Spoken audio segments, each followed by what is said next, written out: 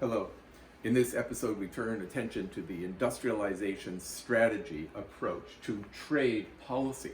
As we've seen throughout the course, industrialization is a key mechanism by which the goals of economic development can be attained, through which structural transformation of the economy becomes possible. This approach tries to use international trade as a mechanism to specifically achieve successfully industrialization. And it's an alternative in the sense that more traditionally, many developing countries had sought to and hoped to industrialize specifically by substituting products that they previously imported for products that they could now produce at home, such as consumer manufactured goods.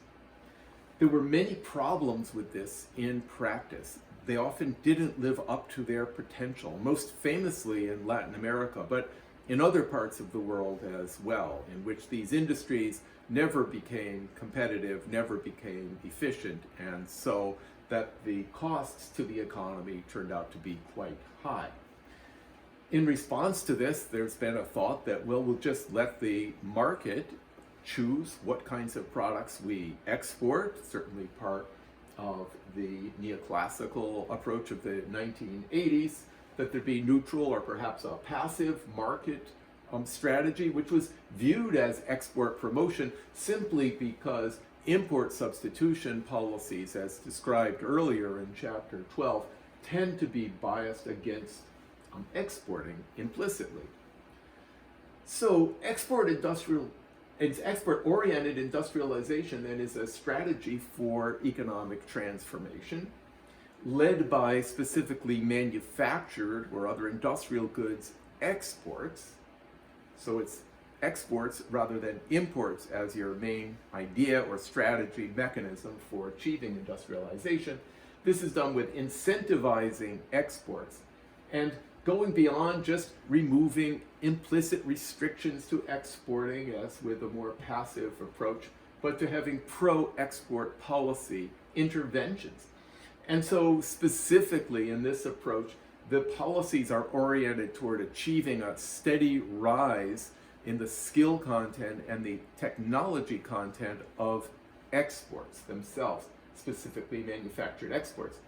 Somewhat more controversially, this is sometimes associated with a focus on industry champions. So you might have one particular firm that was going to be the special, highly competitive global firm in an area related to a form of industrial policy. For example, the industry champions approach has been associated among other countries with France, but we'll be looking at a more general approach here.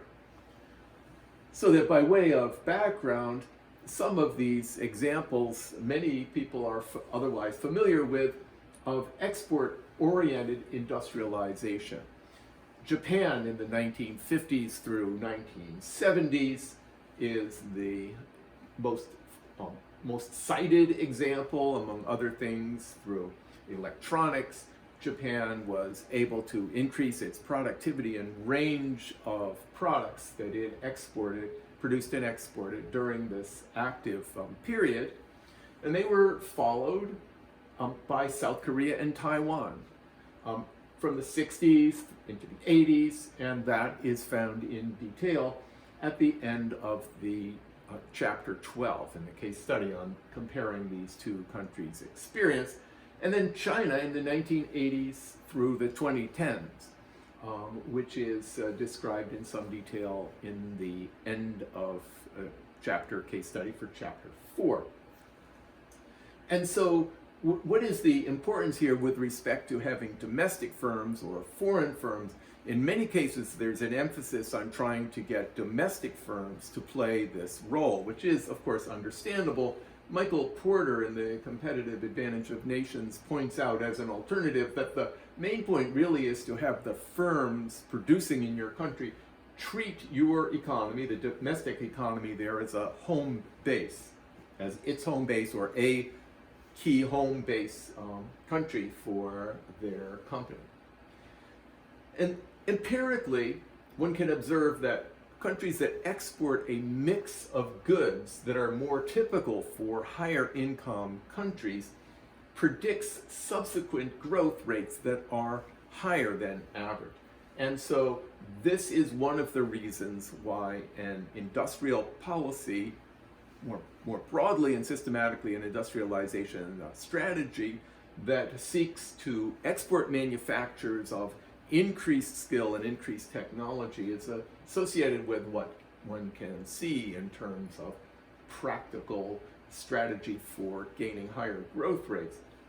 Now, making some policy choices is absolutely inevitable. For example, most countries have investment promotion agencies, and these are encouraged, and in fact, it's advisable at the very least to have a broad strategy if you're going to have an agency, a government agency that is intended to be promoting investments, because there could, of course, be many kinds of investments, some of which are complementary with each other, for example. So a question is, could an export-oriented industrialization strategy raise welfare and raise efficiency over the long run, perhaps in a way that import substitution has not succeeded in doing? But nonetheless, if we're talking about a set of even fairly systematic government policy interventions, the question must be whether or not they can raise efficiency, can achieve development objectives more generally, and under what conditions. Well, the answer is that potentially this could be true if there's significant market failures, as we've often examined in the course, and in particular quite recently in talking about chapters 10 and 11 most recently, if government failure also is not too large. So there's the presence of market failures, a potential response in terms of policy, and there are reasons to think that government failure may be contained in this case. So some key market failures of this type that are cited in the literature. Some of these have already been examined or introduced earlier in the textbook in class. But there are market failures in the transfer of innovations from other countries to your country. The market failures with respect to creating new technology are well known. It's clear that there's too little fundamental innovation done without aid of some kind from the government, simply because of the fact that there are spillovers of new technology, of new ideas, that the innovating firm does not capture completely.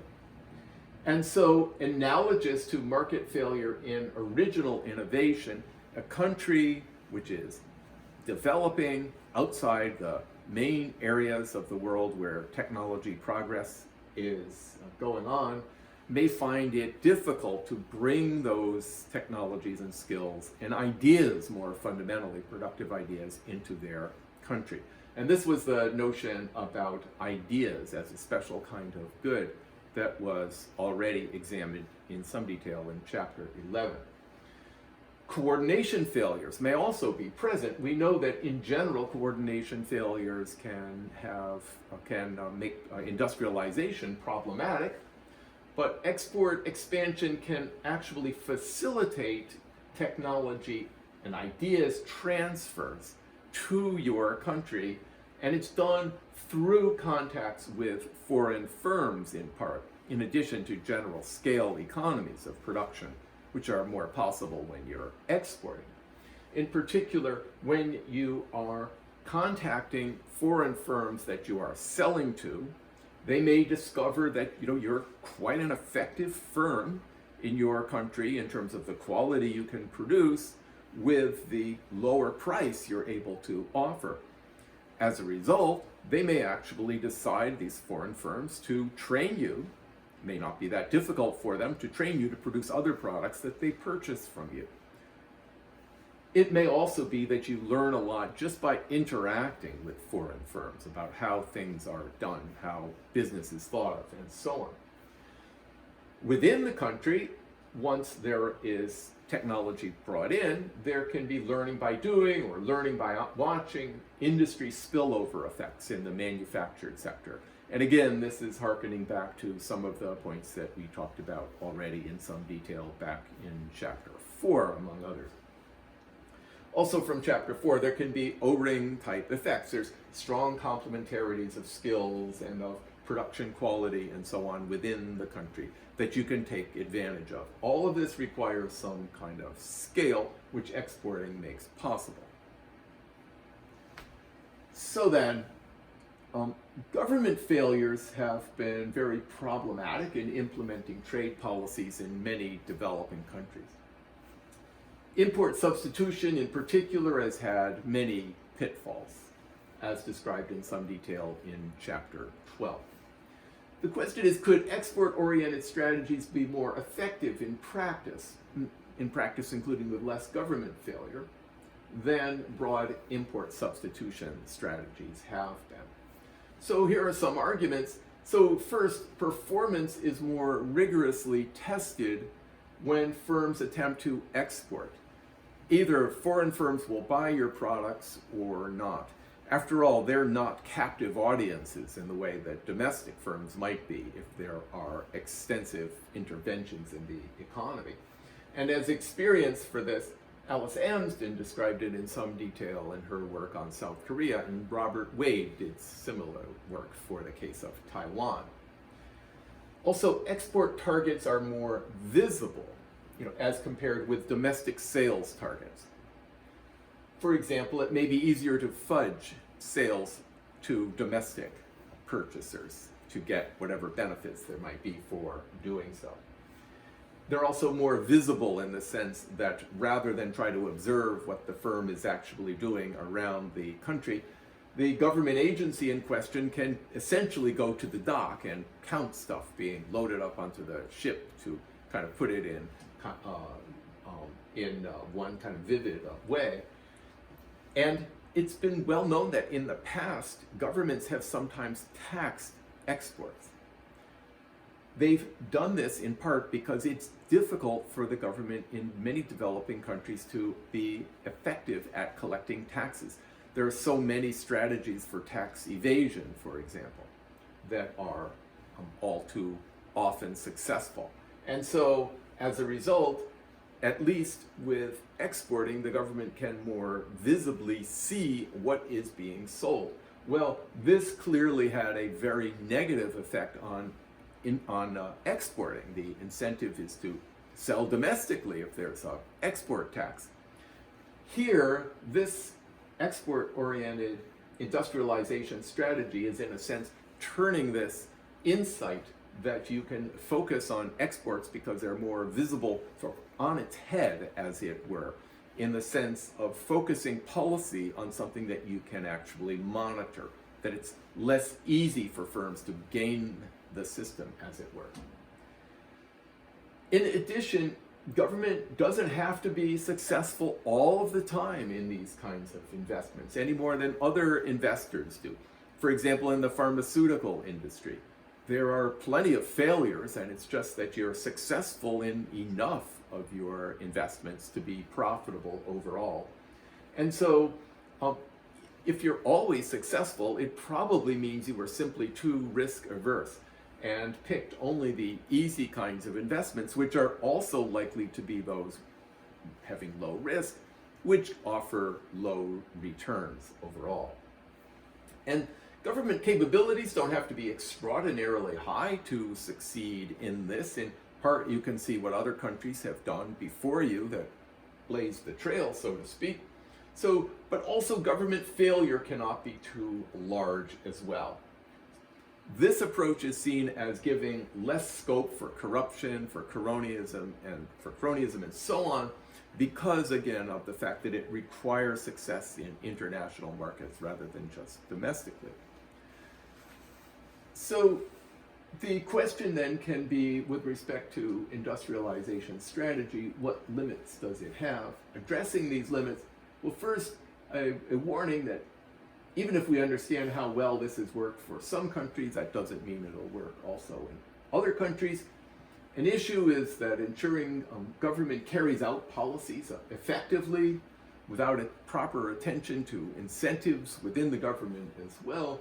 Export policies can still be counterproductive and wasteful.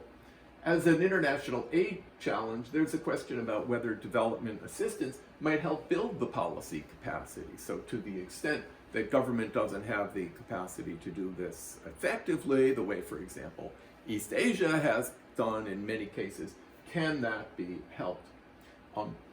Another issue is that World Trade Organization rules are much more restrictive about industrial policies than previous trade agreements had been. It's more difficult than, for example, in the last century, late in the last century, to carry out these kinds of strategies, but there's plenty of things that are allowed under the WTO. One of them is building industry-specific infrastructure. It's not necessarily the case that even if it's industry-specific, you can't do it. There's nothing restricting that. Also, assisting a new sector or some sector of special concern. It's been there for a while, but there's some reasons to think it's essential or valuable to expand it. Perhaps assisting an industry that has had some particular difficulties. And this is fine as long as there's no discrimination favoring local firms. And so the idea is, once again, as Michael Porter suggested, if you can get foreign firms also to treat your home base country as part of its overall approach, then this can be fine.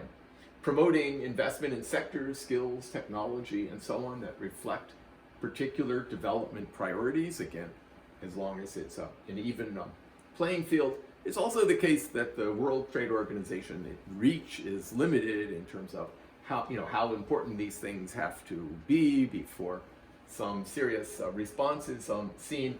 And also, there still are some special exceptions and some different kinds of special considerations in the world for low-income or least developed countries to take more active trade stances than otherwise allowed by, for example, upper middle-income countries.